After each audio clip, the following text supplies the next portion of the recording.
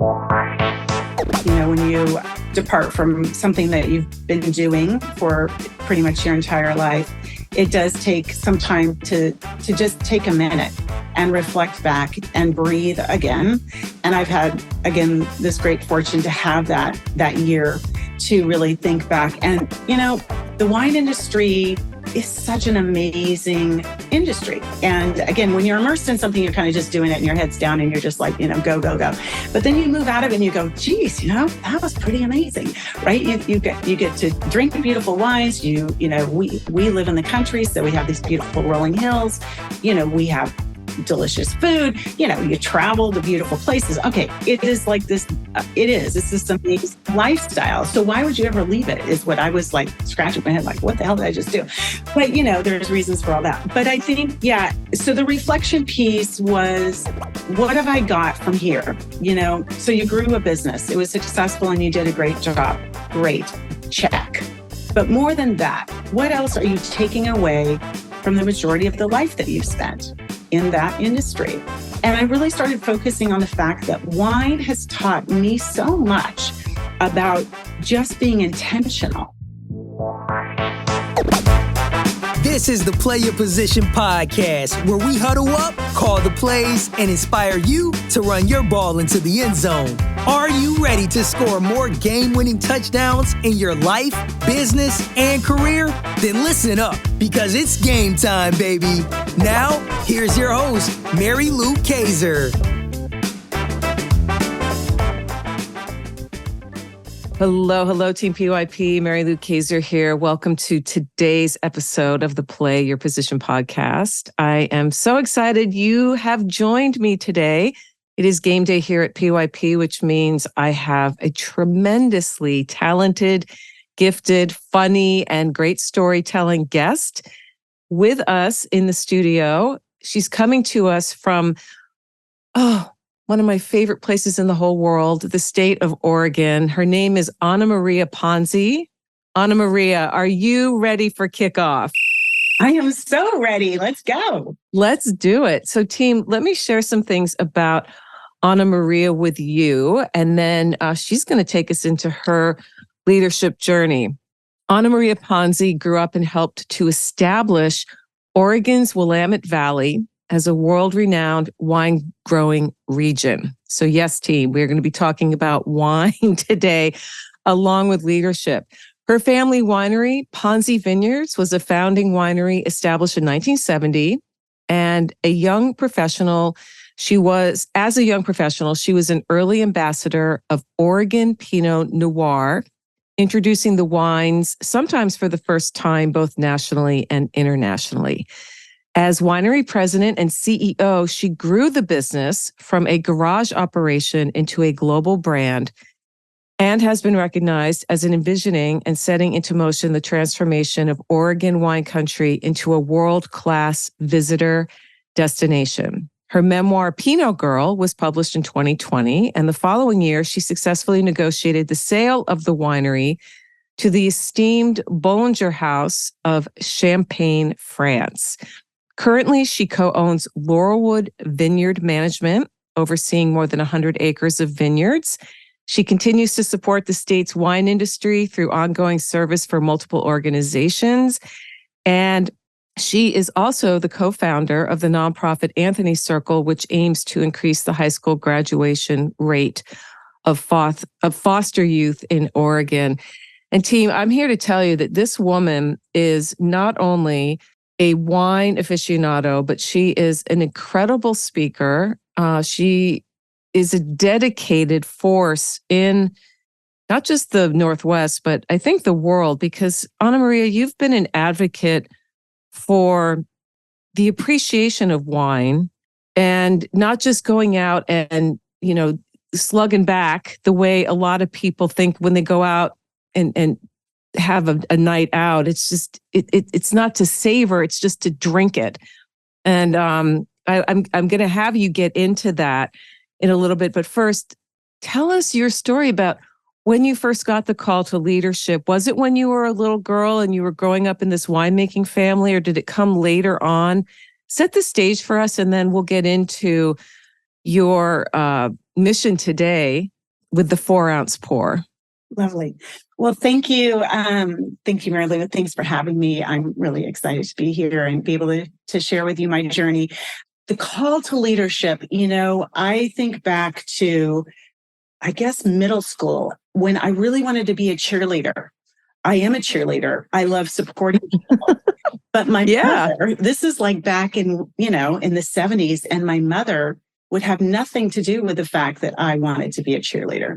In fact, I was at tryouts and she drove, 30 minutes to pull me off that gym floor and said, "You may not be a cheerleader, but you may do anything you want in student government, with the debate club, or with journalism."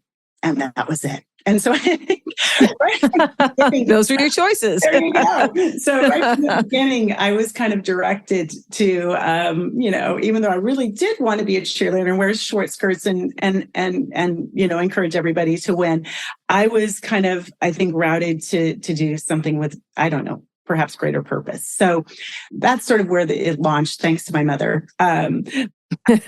Real leadership really happened after I had returned from my first job, which was in Boston after graduating from college. I moved from Oregon as far away as possible, which I looked at a map. Back in the day, you actually looked at a map, and how far away can I go? And you're like, Boston, that is as far as you can go from Portland, Oregon. And so there I was, and I worked for a publishing house there. And after about 4 years of that, I called home, and the wine industry, which was not an industry really before I'd left, was just starting to really take off. And again, this is like 1991. And it's when I came back, I made that decision to leave my independence, basically, and come back to the family business. And my mother was incredibly gracious. She was also overwhelmed with work. And she said, "Here, take on the sales and take on," and it wasn't just sales, but it was take on the marketing, take on, anything that had to do with the promotion of our wine. And there I was. And so again, I was really given a gift by my mother, I suppose, in saying, "You can do this, just go for it." And I dug in. And so it was really through my mother that I found leadership. And I continued to, my mom is still very much around, and I still tap into her perspective and insight. And I think that has led me today to continue to work not just in the wine industry, but also, in my community and trying to make greater impact, because that to me is what I've really modeled. So so leadership has taken a lot of directions from growing the business, as you mentioned. We were in a little garage for many years, 4 barrels of wine in 1974, and then again grew the business to substantial, nearly 60,000 cases of wine, again globally recognized. So that was over, 3 decades, a little over 3 decades actually. And I was really fortunate to be at the helm of that growth. So lots of work in between all of that to talk about. But oh gosh, I mean, from 4 barrels to 60,000 cases, I'm guessing a year.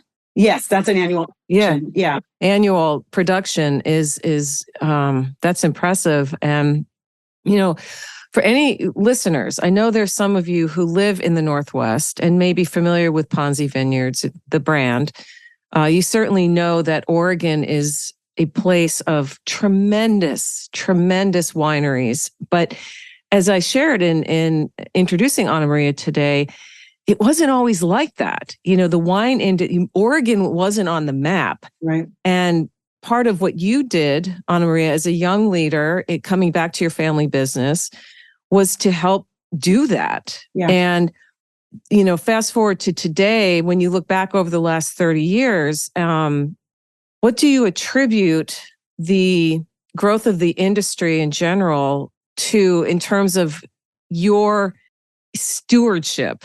Because you were out there talking to people. I mean, how did you get people to embrace the idea of these, of a smaller place on the map? Everybody knows wine from California, but Oregon certainly was like, what? I mean, you guys have running water out there? Yeah. I used to get that a lot because it's really true. And, it was one of those things. I think I wasn't quite fully aware of it at the time, but then later realized that, my job was not just to grow this business, our brand, but really it was really to introduce people to, number one, like you said, the region. First of all, the region mean the state of Oregon, because most people didn't really even know Oregon existed way back then. It was like, where the hell is that? And there's like, well, the state between Washington and California, there's this thing. So, you'd spend your time, if you're, going to, pitch your wine, it always started with, here's Oregon. And then it was like, here's the Willamette Valley. This is this beautiful valley, with the two mountain ranges. And, why are we there? And then it was Pinot Noir, because again, if you go back into wine history, nobody knew about Pinot Noir in this country, really. No. There was wine coming out of California called Hardy Burgundy in the late 70s and the 80s, and most of that was in jugs, heavy jug gallons, but nobody really knew this term Pinot Noir. And I can tell you, as a young girl, having to say Pinot Noir, it seemed a little scary. It was a little creepy almost. Yeah, Pinot, it's like not a pretty word, but it was that was my, my job was to go out and go, 1, 2, 3, and then talk about Ponzi, talk about, what our family was doing and why they should actually consider purchasing our wine, again, from this unknown region, this unknown varietal. And so, when I think back, I go, wow, that was such an amazing opportunity that I wasn't really fully aware of when I, just went on my first flight to New York and started like walking down the street and selling wine. But it really, and there was a moment actually over the course of that, 3.5 decades, where I actually realized that, wait a minute, I need to now really focus on the brand. I mean, I was very, very intentional with thinking, I think I've done enough of brand building for Oregon and Oregon wine and Pinot Noir in general. I think it probably happened after Sideways, the movie Sideways came out. Yep. And everyone was talking about Pinot Noir, and Merlot was like, don't buy Merlot. And I thought, okay, I don't have to talk about all that stuff. I just talk about us now. So there was a very, very definitive moment in my career when I was like, okay, now I'm going to really kind of start to really boast on what we're doing as a family and our brand. So, but it's been, it was quite a journey. And again, I'm just forever grateful for that opportunity to be able to introduce so many people to these wines. And I still feel that kind of ambassadorship today. It's something that, just never really leaves you when you do something like that.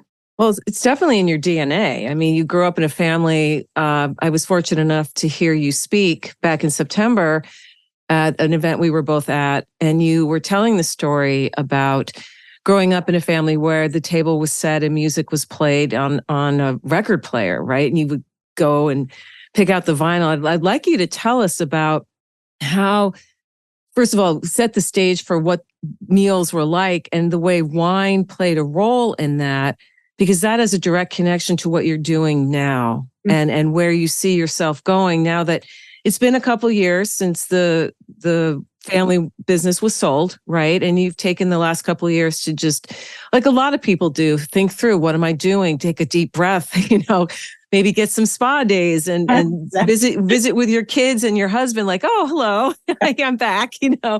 But now you're on this new journey as we, look ahead to the new year. But tell us about those experiences you had as a girl growing up and then connect the dots to the 4-ounce pour and tell us what that is too.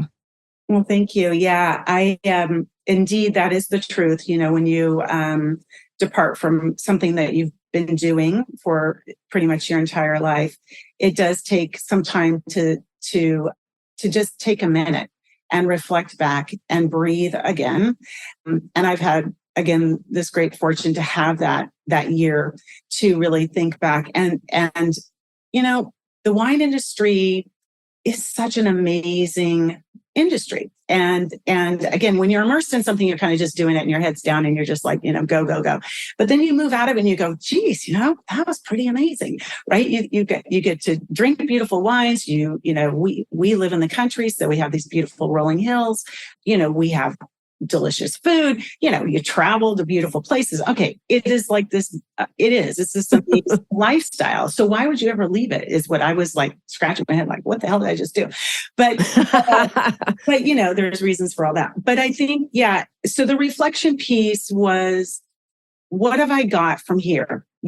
So you grew a business. It was successful and you did a great job. Great. Check. But more than that, what else are you taking away from the majority of the life that you've spent in that industry? And I really started focusing on the fact that wine has taught me so much about just being intentional. And I'll tell you why that is, because growing up, we grew up out on, 20 acres, a scraggly old vineyard that we were trying, one of the first vineyards. So it was a mess. This is not picturesque at this point, folks. So this is not a very messy vineyard, because the crew is like all the ages of, 4, 5, and 6 years old. So that is truly how the vineyard got planted. These little kids, me being one of them. Anyway, little garage, but my folks were very intentional about making meals in particular a very special part of our day. And the reason I think also for that, it was that we had a small garden. My mother was all about organic gardening, of course. And so we grew our own food. We had our own farm. And then, when it came to the meals, there was a ritual. It was, Maria, go make the salad dressing and set the table. And setting the table was not just, throw the plates on the table. It was tablecloth or placemats, napkins, candles, as you said, music, find the right, music for the day, put it on the player, lighting, all of these things had to happen. And it wasn't a chore, it was like brushing your teeth. I mean, this is just what we did. This was our regular routine. And I adored setting the table. I didn't really love making the salad dressing, because it was sort of like the same thing every day. But like setting that table allowed me some creativity. And I love that my mother made that our ritual. And in doing so, it was, food at the table, we were at the table, but wine was also at the table. It was just as precious as, the food that we had grown. And we respected it. And so when you talk about how I view wine differently than most people, it's because I was raised to appreciate the beverage that we were having with our meal just as much as the meal.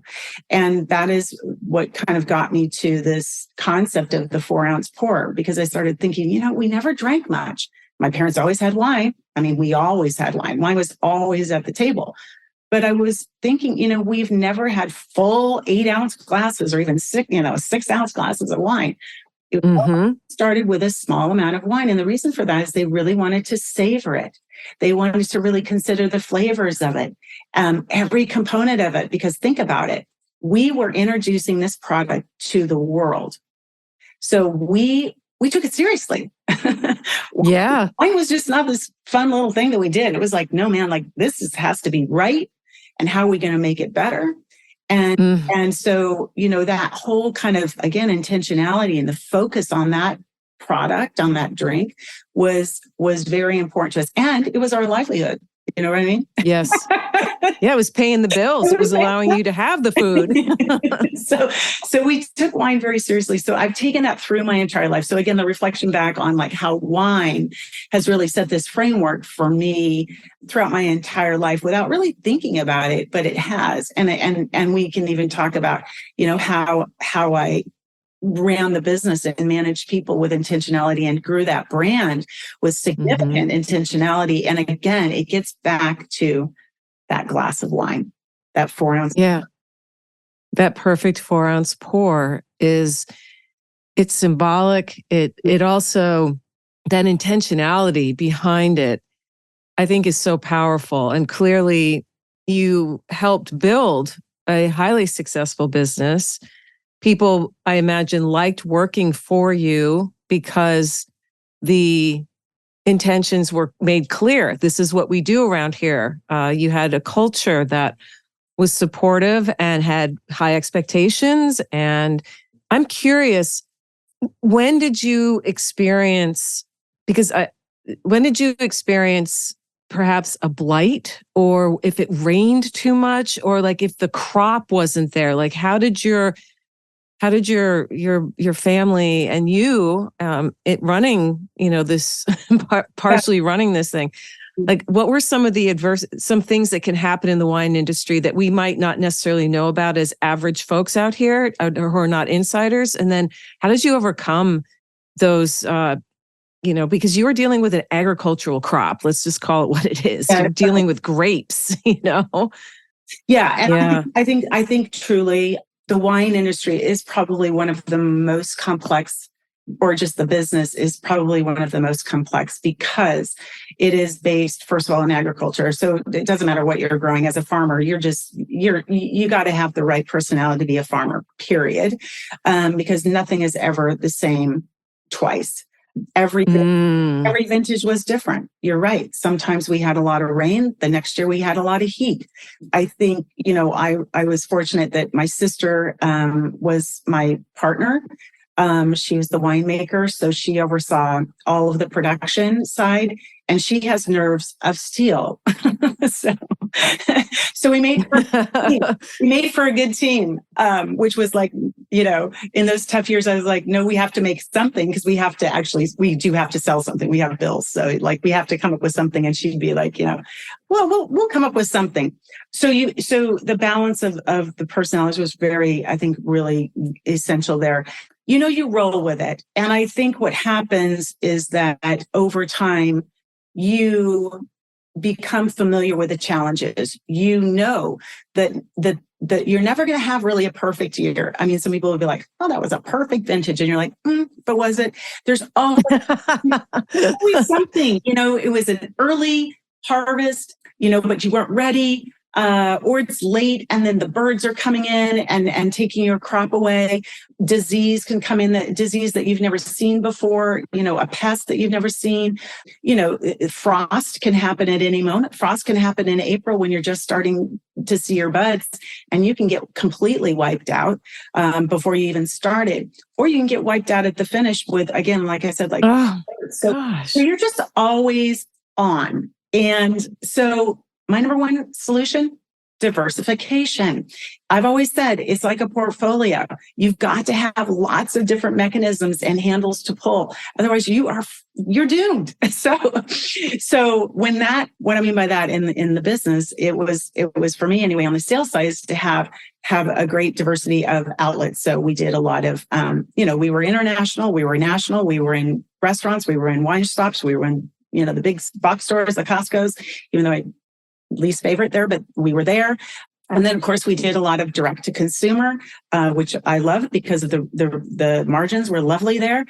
Online sales. So, I always said all burners are on all the time. Yes. Wow. Yes, we did events. Yes, we did weddings. I did not like doing weddings, but in a pinch to bring in 30K, I'll do it. I'll do your wedding. So, what I mean? So all burners were on at all times. And I think that really, and we didn't get hung up too much on, like I said, like when Costco first came out, that was the first box store. I was like very, very tentative. I was thinking, this is not our audience, et cetera, because we were very kind of high profile. But then all of a sudden I found myself running into Costco and making that happen. So I think diversification in the sales part, and then and then in the viticulture, when it comes to the actual grape growing, to also be diversified. So we would have multiple varieties. So Chardonnay, Pinot Noir, right, at different price points. Pinot Gris was like kind of the we always called Pinot Gris like our cash flow, because it was the lower tier wine, delicious, but lower tier. I love Pinot Gris. Yeah. It's one of my favorites. Yeah. Good to go. I mean, it's beautiful. So, but have many different varieties, right? But then also within our plantings, and I'm not going to geek out too much, but we had different types of Pinot Noir. So different clones of Pinot Noir throughout the vineyard, which would ripen at different times. We had different vineyards. So we have like 8 different sites. So each one is going to ripen differently at a different time, bring different components. So again, we were diversified also in the viticulture. And I think that also helped us too. So if we lost some fruit due to, frost to a low elevation site, we would pick on the higher elevation, site. Right. So blah, blah, blah. So it's all about just playing the field. It's halftime here at the Play Your Position podcast, and we've got ourselves a great game. While you're up grabbing another snack and topping off your favorite beverage, make sure to subscribe to the show so you never miss another play. PYP is available on Apple Podcasts, Spotify, and wherever great podcasts can be found. Now, let's get back to the game. I mean, the lesson there is how you framed it. It's diversification. You didn't have all your chips in one basket, or all your eggs or all your grapes, right, in one barrel. It was that was really smart. And as a leader, you have to be looking at all burners are on all the time, particularly in an industry that can be very fickle based on conditions beyond our control. We can't control the weather. We can't control whether it's going to be, 2 weeks of over 100 degrees in July, right? That could fry things. Or if frost is going to come in April, like you said, and wipe out an entire crop. Unlike other businesses where perhaps conditions can be more controlled, I love the nuances, and it's what I think has made you a great leader. And so you've written a couple of books, or you've written one book. I've two written, books. I've written one. I'm working on a second. That's right. You're working on your second one, and you still have your hands in the wine industry, as you were saying. Where are you headed next, Anna Maria? What's your vision for how you're going to continue to bring your exceptional leadership skills to the world and make a difference? Well, what I found is I just can't stop. So there, so like, you're talking about, you get your spa days and stuff. I was like, yeah, spa day. Okay, what's next? It's like going on vacation and I'm good for a couple of days sitting on the beach, and then I'm like, okay, let's go. So right. I think that's just that's the DNA going on. But I have written down recently all the projects that I'm involved in. And I think I wrote down 12 different, actually pretty major things that I'm working on. And I'm like, okay, you got to cut that down. So I'm really too busy, but I love being busy. And that has been very fulfilling to me. As I said, I think earlier, for me, I want to have impact. Do you know what I'm saying? Mm-hmm. When the winery was gone, it was sort of that self-reflection of, what else do you have in you? And I was like, I want to do something more meaningful. I don't want it to be, you built a brand and it was successful and you sold it and now you are playing in Hawaii. Like, not good enough.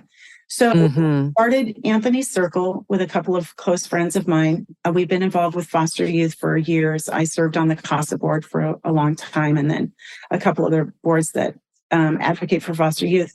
And we realized, like many cities in our country, the level of homelessness that's happening in our city centers, and realizing that many of those people were foster youth. In fact, in Oregon, 60 to 70% of foster youth who do not graduate from high school find themselves without homes, without jobs, and incarcerated, and of course, turn into having drug abuse. These are the issues that so many of our cities face. And yet I feel like we're not doing enough to prevent those things from happening. So getting ahead of the problem. So we created Anthony's Circle to allow for full-time navigators within the schools. So from 8th grade to 12th grade, that will serve and advocate and guide and tutor just foster youth, which has kind of been a bit of an invisible population. Tracking is difficult for these kids because of the confidentiality rules that surround them. And so our idea is to, bring in full-time navigators and help to increase the graduation rate to from currently it's 35% to a 75%. So that's one thing that I'm really actively working on, and I'm super excited. We we've got our 501c3. We've got, we're going to throw it to the legislator next year for a short session to try to get some funding. But that's for me, like, if I can change what's happening out on our streets and build healthier people, I find that to be impactful. So that's one thing I'm working on. I've just been appointed by the governor to be on the Oregon Wine Board, which is, I kind of chuckle to myself because because I was on the wine board when I was 27 years old. So over 30 years ago, I served. Wow. I'm serving again, and I have no idea why I'm doing it, only that I'm really interested in the wine industry continuing to thrive and to be successful. And I feel that I can still contribute, even though it's, eons later. From when I started, I just think like wine, as you mentioned earlier, actually, about how wine is kind of now been put into this bucket along with, alcohol. And alcohol is considered to be, this really bad thing these days. And yet I don't see it that way. I completely believe in moderation. I completely believe in my 4-ounce pour. I completely that you can have a healthy, productive, meaningful life with just a little bit of alcohol, but you can't overconsume it. Like, you can't treat it like that's not how you treat it. So I want to get in front of that a little bit and try to hopefully show a little more appreciation for wine as a beautiful drink and as a beverage and not as strictly alcohol. That's why I'm serving on the Oregon Wine Board. And then I'm still a commissioner on the Travel Oregon, so I'm still very involved at the state level in terms of driving tourism into our beautiful places. You've been out here, you know how gorgeous it is, and how to do that, responsibly, constructively, and maintain our beauty, our natural resources, but also grow our economy through tourism. So those are some things that I'm working on, among other things. There's one thing there's one big thing that's coming up, but I can't actually mention it yet. So I guess I won't mention it, but a couple of the big projects I'm working on, but, all surrounding how to have greater impact beyond, running business. And I think that, I don't know, I just feel like we as leaders, we have almost a responsibility to do more, for the greater good. And I think, like, if especially from the private sector, we have such nimbleness. And I'm realizing this because I'm working with the state on some, oops, I shouldn't say that, but working in government agencies and realizing, God, so we have this incredible responsibility, not responsibility, but ability to do really some phenomenal things. So that's where I'm kind of positioning myself to see what else I can do. That's amazing. Congratulations on one. I know you're working on a book, and that's a big endeavor. Yeah. And also for having a vision for an underserved population like foster youth. My daughter's in a social worker. She's getting her master's in social work right now. And I've learned a lot about, because she's in Oregon. So I've learned a lot about what's going on to a degree. And to hear you talk about the abysmal graduation rates and also what happens when they don't graduate, and yes, homelessness around this country is an ever-growing problem. It's a symptom of a much larger issue. And I like that you have an awareness and are really emphasizing the capacity that private sector people have in terms of making a bigger impact, because bureaucracies like government are going to move extremely slowly. Things, you might make a proposal and you don't see results for 4 or 5 years if you're lucky. And I think corporate America is the same way. When companies become so large, they have a place in the world and they do a lot of good. And at the same time, the analogy I've heard is they are a battleship versus a jet ski. A jet ski can turn on a dime. A battleship needs a lot of room and a lot of time to make that turn. And, yes, Oregon, having lived there as long as I did, is full of natural beauty. And listeners, if you've never been to the Pacific Northwest, please put it on your list to visit. It is stunning. And if you like wine, you can do some incredible wine tastings all up and down the Northwest, but Oregon particularly where Anna Maria and her business came from, the Willamette Valley is phenomenal. And what are some things about the wine industry, Anna Maria, that you wish people knew more about that don't because of the commercialization of wine and how it has been lumped into the alcohol bucket versus what you experienced as a girl growing up, where it was a part of the meal and it was something to be savored and celebrated and talked about and asked questions?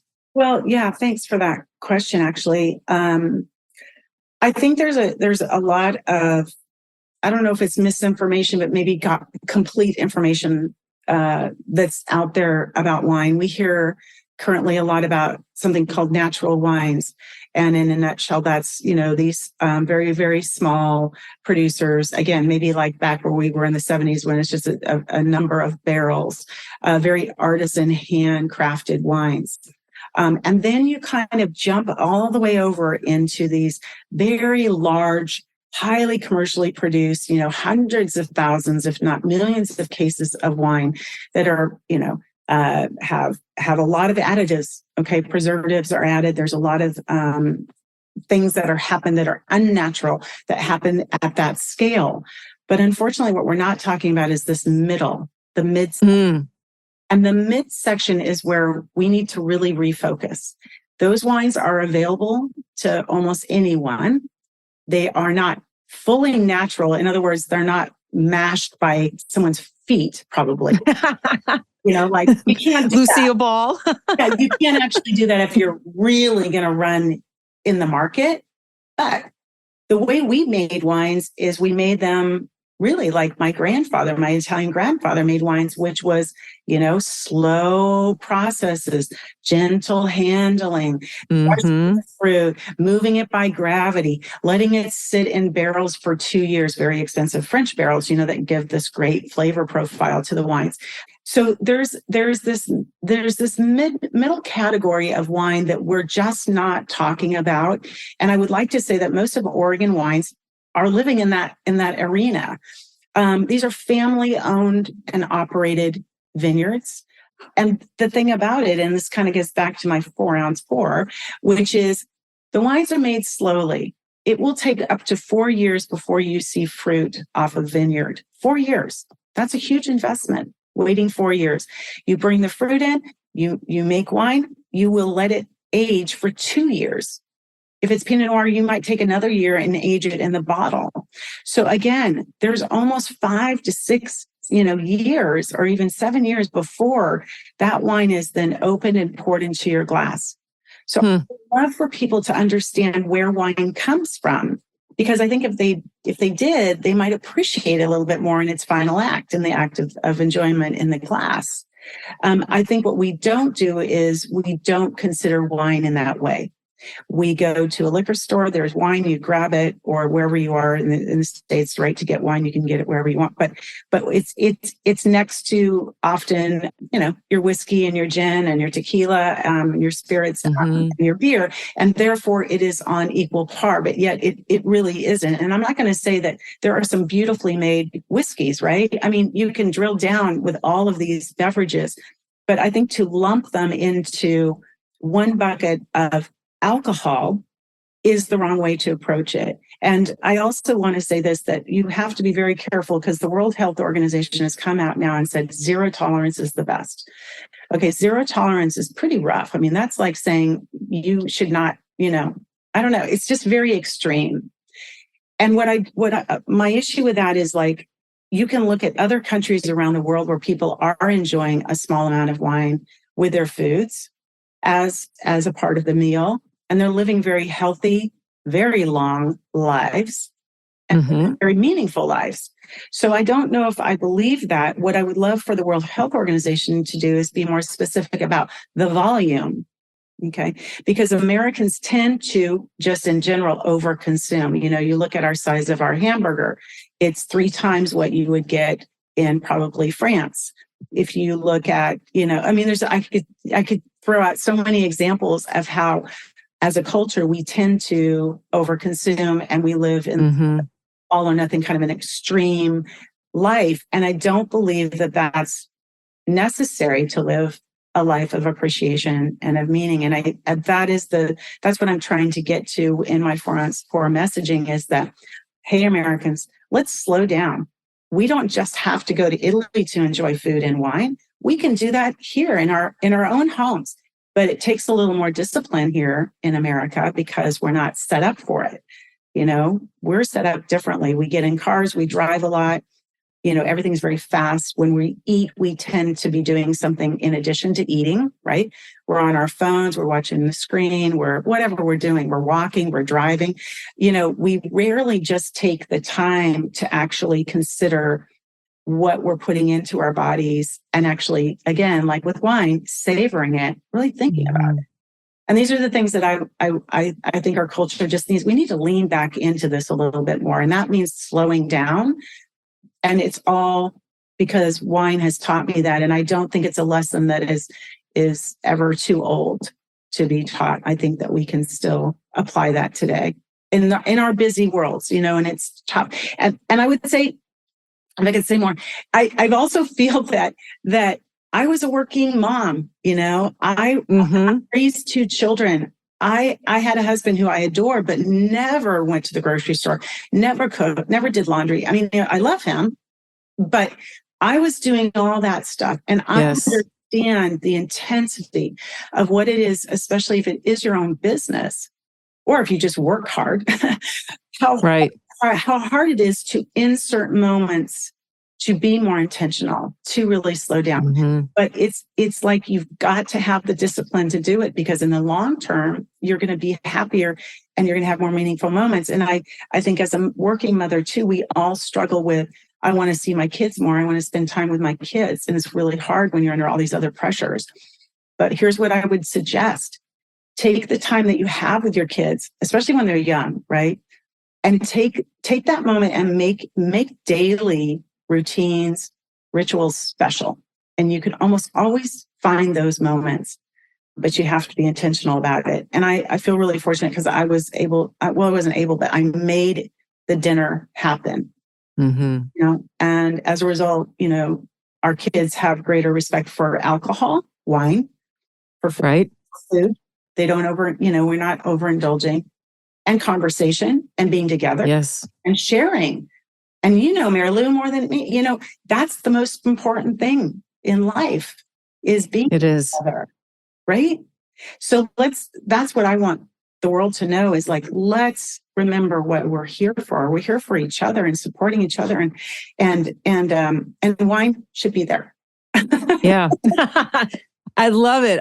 That is the big takeaway from our conversation today, is to slow down and savor and be more intentional, and to really think about all the aspects of our lives. Yes, we need to work. Yes, many of us choose to get married and have families. Yes, life is going to be hard at times. Life was not meant to be easy. There's no time in human history when we can look and see a group of people say life was so easy. I mean, and I love your emphasis too on the becoming more mindful about consumption, whether it's screen consumption, wine or alcohol consumption, food consumption, or overworking, work consumption. Things can become consuming if we allow it. And nothing is ever going to be perfectly in balance. However, your point about when you're raising children, and I know I did this with my kids, you create the ceremonies, you create the small traditions. They don't have to be these grand gestures. They can be every Sunday night, we're going to set the table with the good china and the crystal and the silver, and we're going to talk, and there's be no phones or no TV on a certain day or whatever it may be. There's a million different approaches. It's really about being intentional. Yeah, exactly. And really making those choices. And I think that's the biggest hurdle, is you have to make the decision that you're going to make those moments a priority. And I agree with you. They don't have to be fancy, big deals. Like, it's not like that. They can just be like, on Sunday, we're going to take a walk together, or whatever it can be. Or, put the phones down and read a book if you have young kids. Like, get rid of the screen. You can say that. Sorry. I read. Sit on the sofa, and you can see how that's going to change your relationship. So when your kids are 16 or 18, you're going to be more connected with them, because when they were 7 and when they were 5, you took time to be with them. So, I mean, I just can't emphasize it enough. And I am concerned because everybody's on a screen.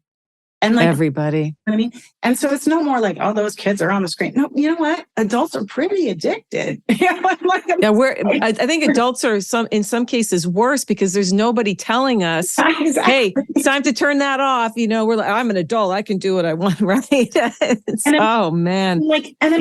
Here's the deal. If we can just be more present in our current space, you know, taking a walk without your phone, you know, and looking around and listening, using your senses. Let's use our senses more.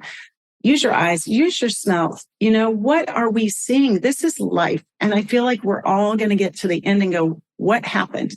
I know I did with my kids. I'm sure probably the same with you. You know, your kids turn 18, whatever, and then they're gone. And you went, wait, they're gone? Wait, I need more time with them. No. So it's like, take the time, make it intentional.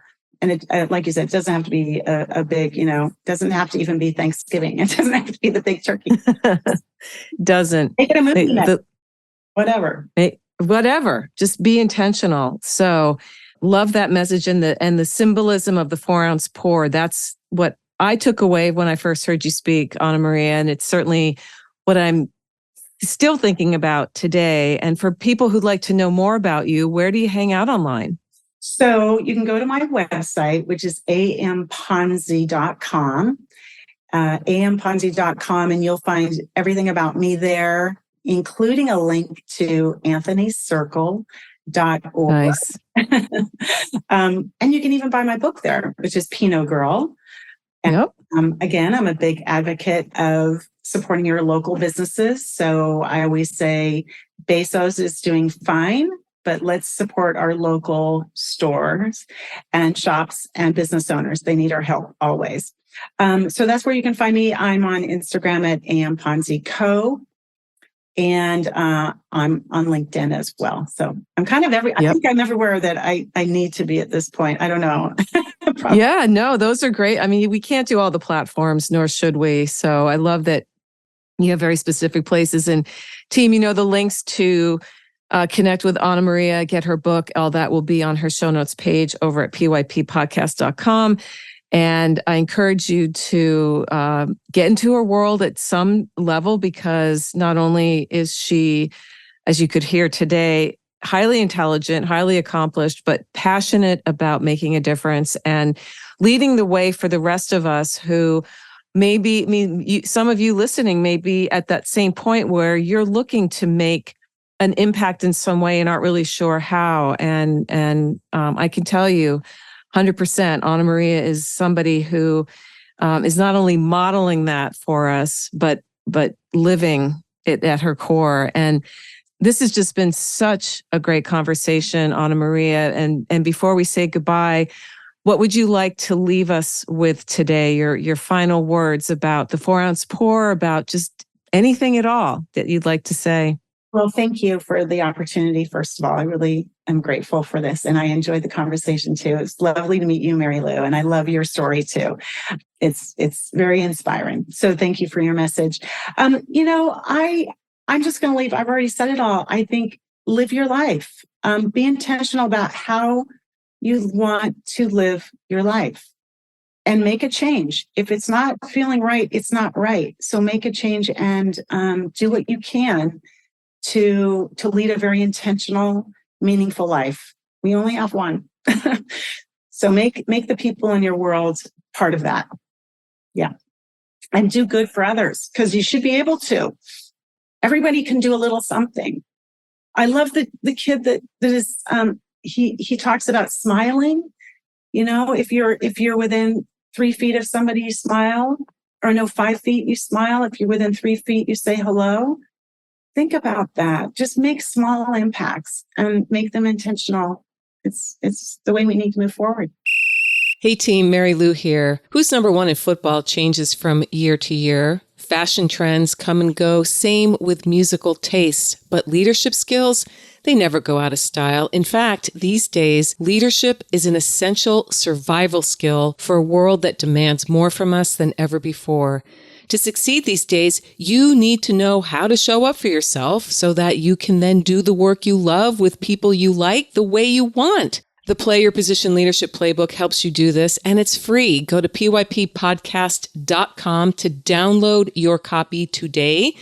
If being more successful this year, next year, in the 21st century is on your to-do list, get your copy of the Play Your Position Leadership Playbook now. pyppodcast.com. It's at the top of the page. You can't miss it. That's pyppodcast.com, and start being more of the leader you are meant to be today. This podcast was produced by Daniel Romeros. Show notes for this episode can be found over at pyppodcast.com. I'm Mary Lou Kaiser. Thanks for listening. Here at the Play Your Position podcast, we believe that the road to self-mastery and a life well lived starts with answering the call to leadership. That's when the fun really begins. Send this episode to any friends who might need to hear the inspiration and ideas you heard today. And feel free to rate and review us on your favorite podcast platform.